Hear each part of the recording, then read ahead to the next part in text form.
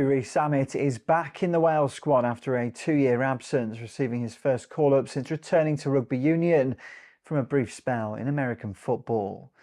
The 24-year-old signed deals with the Kansas City Chiefs and Jacksonville Jaguars, but never played a competitive NFL game. In August, he joined Bristol Bears and became an immediate impact player, scoring a try on his Gallagher Premiership debut.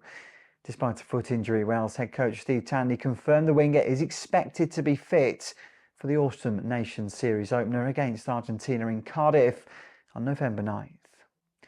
Rees-Zammit's return is a boost for Wales, with the squad also including a surprise recall for Saracens prop Reece Carr, who has 20 caps.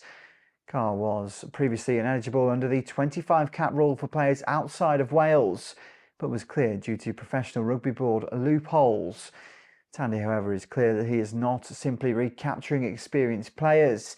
He's also included 5 uncapped names: Dragons hooker Brodie Cogan, Ospreys lock James Fender, back rower Morgan Morse, Cardiff prop Danny Southworth and Bath centre Louis Hennessy. Tandy inherits a squad amid uncertainty, with Welsh rugby's future structure yet to be decided. Many players face unclear employment prospects, making his task particularly challenging. "You've got to be really empathetic to that situation," he said.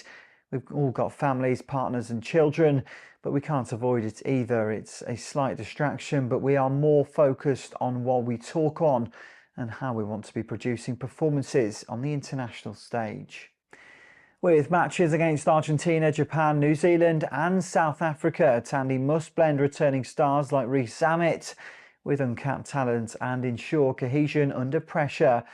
The series will test his leadership, decision-making and ability to manage players amid both physical demands and off-field uncertainty, providing a tough but crucial challenge as he begins his tenure as Wales head coach.